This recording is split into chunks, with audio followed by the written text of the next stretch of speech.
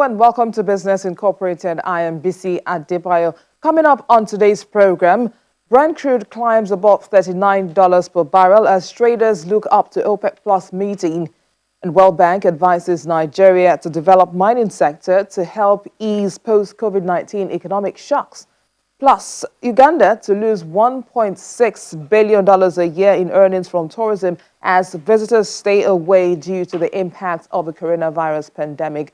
Well, let's begin the program with the markets as usual, and the positive momentum continues at the major stock markets we track here in Africa, with the JSE index surging more than 2.5% at intraday. Here in Nigeria, the all-share index was up 0.13% as at midday. The EGX 30 in Egypt was also 1.1% positive at intraday. And most major Gulf markets were also positive at intraday, while gains in telecoms firms, Etisalat stock led Abu Dhabi's shares higher. Now that index surged 2.56% at intraday, and the Dubai's main share index edged up 0.54%. Qatar's benchmark index climbed 0.53%, and Saudi Arabia's index declined 0.07%. Let's turn now to Europe, where markets were largely positive today on reopening of economies and, of course, as investors continue to monitor the unrest in the U.S. Chelsea Delany joins us now from the Frankfurt Stock Exchange to tell us how this is impacting today's trading activities. Good afternoon, Chelsea. So we saw European stocks jump in today as investors, of course, focus on the continuing easing of coronavirus restrictions. But tell us how investors are actually reacting to the escalating violence in the United States. Well, markets are seeming to brush off the increasingly violent interactions between police and protesters in the United States. If you look behind me, you can see the DAX has just been on a real tear today. It's up about 4%. But despite that, investors and businesses are of course, paying really close attention to what's happening. So in some cities, we've seen many reports of things like lootings and property damage. So that could have an impact on some specific cities and some specific businesses, particularly smaller businesses that have already been reeling from coronavirus impacts. So there could be economic impacts on the U.S. economy. And economist investors are not expecting any sort of wide-scale economic impact at this point, but they are, of course, concerned about the political situation in the United States. We've seen an increasingly fractured political situation in the U.S. for the past several years, and at this point, it just seems to be getting worse and worse. So a continued deterioration and political stability in the United States would obviously be a big concern for global markets. And at the same time, businesses are also sort of having to rethink their strategy in the United States. We've seen a number of big corporations, including European companies like Adidas and Reebok, come out in support of protesters over the past several days. And that used to be something that we wouldn't really see as companies really getting involved in politics. So that's another change that we're seeing as a result of these tensions. In company news now, Chelsea, shares of Lufthansa, which were one of the biggest gainers in Frankfurt as the German airline gets closer to securing a €9 billion government bailout after travel restrictions battered its business. How quickly could the money start flowing to the airline? Well, there's still a few more boxes that Lufthansa has to check to really secure this money. They're hoping to get all of that done by the end of this month. So they reached this deal worth about €9 billion with the German government. And now they just have to get a bunch of different approvals. So they've already gotten this approved by their supervisory board, but it also needs to be approved by the shareholders in general. And some shareholders were a little bit hesitant about this deal because in giving the German government a big 20% stake in the company, that's going to make their shares worth a little bit less. And we've also seen a lot of pushback from the European Union over this. There's a lot of concerns about how this injection of cash into Lufthansa is going to impact the competitive landscape in Europe. So we have seen the EU Competition Commissioner really pushing Lufthansa to cut back some of its exposure to Europe so that it won't become too competitive now that it has the German government as its biggest shareholder. But it does seem like they will be able to get this bailout approved in the next several weeks, and that's obviously really helping support the shares today.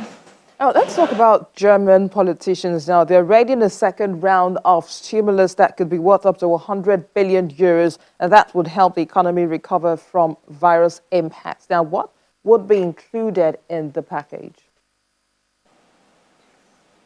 There's a lot of different ideas on the table, and there is also a lot of political contention about what this should look like. So, the average value that we're really looking at is around 80 billion euros, and that's going to include a lot of different stimulus measures. So one of the really big controversial aspects of this is going to be support for automakers through something like a premium or a subsidy for buyers. This is expected to cost about 5 billion euros for the German government, and they would basically be giving Germans who come and buy new cars a premium. They would get some sort of subsidy for that, worth up to about 4,000 euros, depending on the size and the engine type of the car. So they are trying to subsidize more climate-friendly vehicles like electric vehicles, but this is going to be quite contentious because a lot of politicians here don't believe that the government should be subsidizing combustion engines. So that's going to be a really big discussion. And there are also a couple other parts of this that would have a broader economic impact. So they're talking about raising subsidies for families. They're also talking about things like reducing taxes for more workers. But we have just gotten word recently over the past several hours that they're actually going to be delaying the decision on this. So it does seem like they're having a bit of trouble coming together on what exactly the second round of stimulus should look like. Thanks, Chelsea.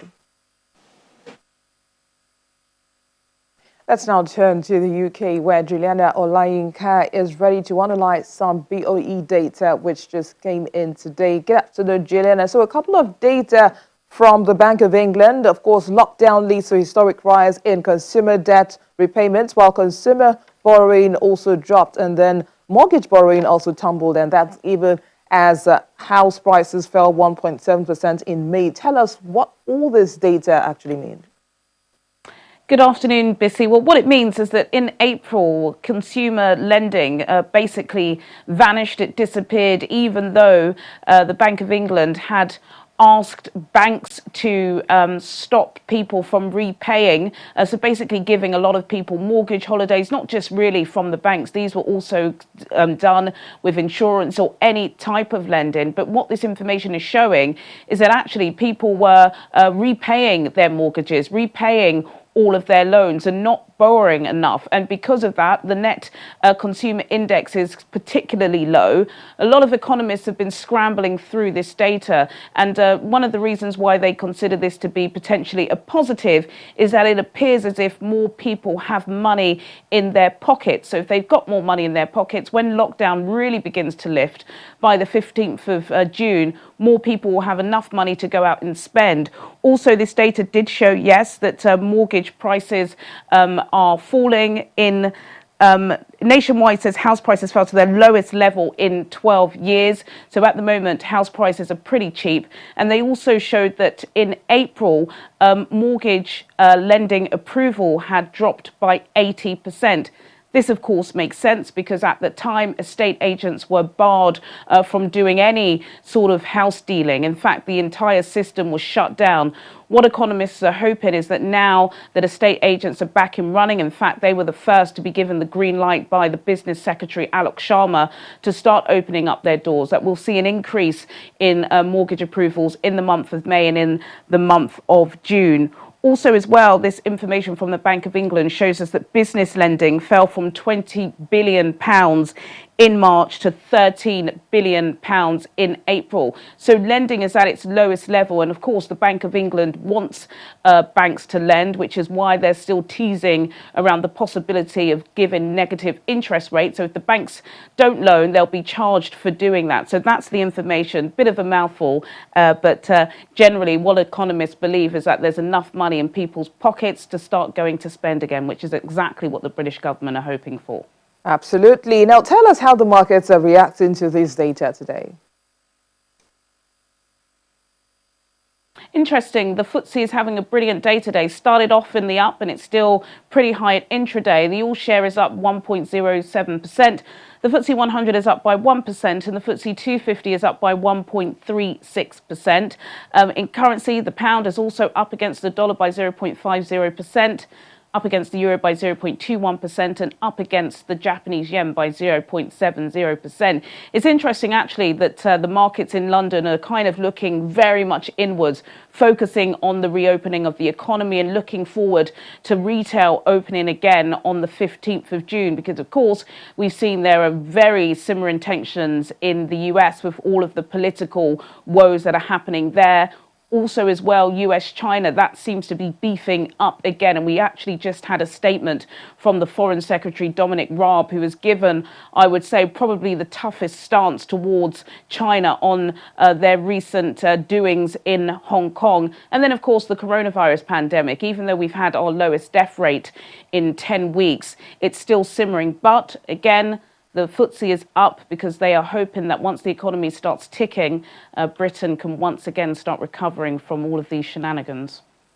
Juliana, one other thing I would like to talk about is the fact that Heathrow Airport Holding Company has been put on credit watch. Of course, that means that it will be monitored closely for any changes by the ratings agency Standard & Poor's. Any idea why this is happening?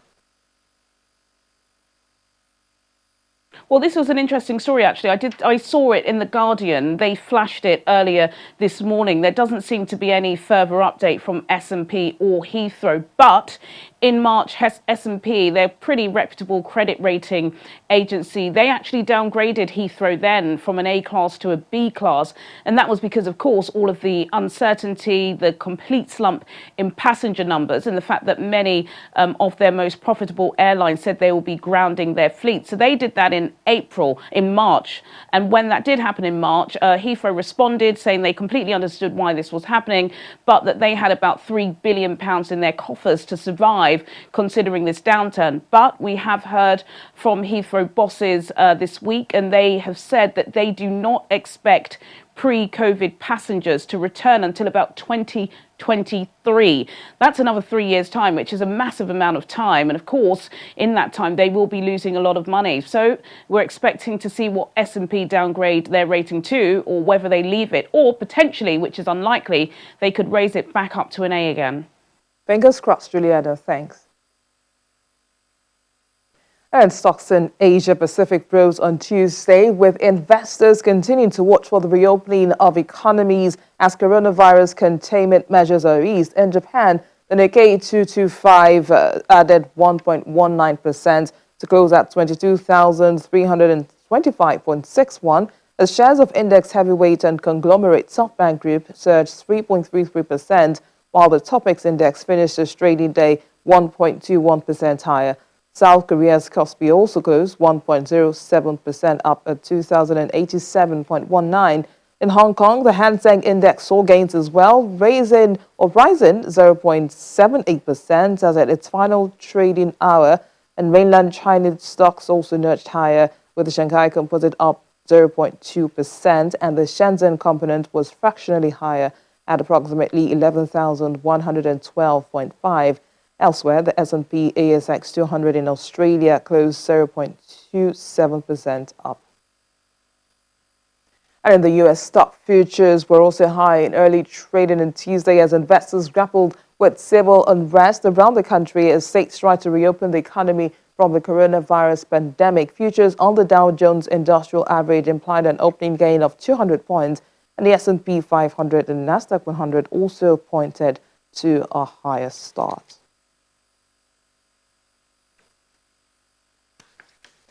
In our stories now, international benchmark Brent crude is up above $39 a barrel today, and that's ahead of traders' expectations of an agreement by OPEC Plus members to extend their huge output cuts to shore up prices at a virtual meeting expected later this week.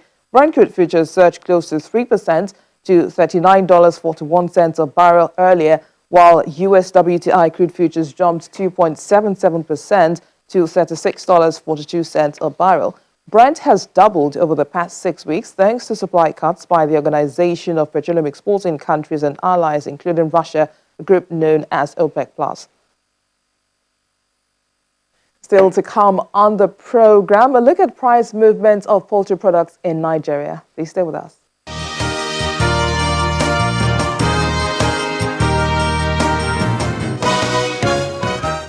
Welcome back. Now, according to the Food and Agriculture Organization, Nigeria has the second largest chicken population in Africa, with poultry production amounts of up to 484 billion tons of meat and 3.8 million tons of eggs annually. And ever since the pandemic and lockdown, the price of chicken has remained high in Nigeria, in contrast to places like the US, where the price of chicken has fallen by 62%, while the price of beef has gone up 63%. A research analyst at the financial derivatives company, Dumebi Iyeki, joins us now to talk about the price movement of poultry products in Nigeria. Good afternoon, Dumebi. Thanks for joining us. Tell us, how long are we likely to see this contrast in the price movement of chicken? Starting with the US, I mean, the market for chicken meat in the US is one of the most industrialized agricultural production operations in the United States, and this market has experienced a lot of developments since 1935. I mean, consumers are having to spend less than what they used to in over 80 years for this particular commodity. And the market for chicken in the US is currently experiencing a very, very remarkable trend, as most consumers are having a growing appetite for healthier meat options. So these are some of the trends that have affected the U.S. market for meat, especially the fact that U.S. is one of the top producers of chicken globally. Now, the reason why we're even having this comparison in the first place is because both Nigeria and the U.S. have a huge productive capacity of chicken, and Nigeria, while one is experiencing very industrialized markets, the other is still struggling with underlying factors like smuggling, a huge demand gap, and poor distribution. Poor cold chain distribution that would ensure effective distribution nationwide. And bringing this to Nigeria, I mean, I've already mentioned some of the factors affecting the price of chicken and the market for chicken in Nigeria. These factors have really disrupted the market for chicken and has caused the price for chicken to go up. Meanwhile, has caused the price of chicken to go up relative to the US, where the price of chicken has gone down remarkably. Another factor affecting the market and the price for chicken in Nigeria is the high cost of animal feed for this livestock. So these are some of the factors that have, caused the huge contrast or difference in the market for chicken in the US and Nigeria. Now, with these factors that you've talked about now, do you actually think Nigeria can be self-sufficient in poultry products? I mean, looking at the figures for poultry production, poultry meat, and eggs in Nigeria, yes, Nigeria can actually, participate in the global market and be self-sufficient in the production of poultry meat, and this is all dependent on how fast and how well we're able to address the underlying factors and underlying problems that are affecting the market for poultry meat in the country. What about a major ingredient like sorghum, which is major for compounding animal feed? The price of animal feed has increased since the lockdown. Now, do you think that with a partial relaxation of the lockdown and the possible decline in the price of feed, we could actually see a fall in the price of chicken and poultry products going forward? Yeah, I mean, economically, when the cost of a major ingredient or a major resource for producing a particular commodity is down, we'd expect that the cost of producing that commodity would go down, and it would also affect the price of that commodity generally. So, if the price of sorghum, which is a major ingredient for animal feed, reduces, we could see a decline in the price of chicken very soon in the country. Research analyst at the FDC, Tumebi Yeke, thanks for speaking with us on the program. Thank you so much. Let's move on with this warning from the World Bank advising Nigeria to develop its mining sector to help ease post-COVID-19 economic shocks rather than wait for a rebound of oil prices in the global market. At a virtual meeting, the task team leader on the mineral sector support for economic diversification project at the World Bank, Mr. Mike Stanley, urged Nigeria not to wait for the oil prices to rebound, as doing so might not yield the expected result because of the possibility of an oversupply of the commodity in the markets from other oil-producing countries, including Saudi Arabia.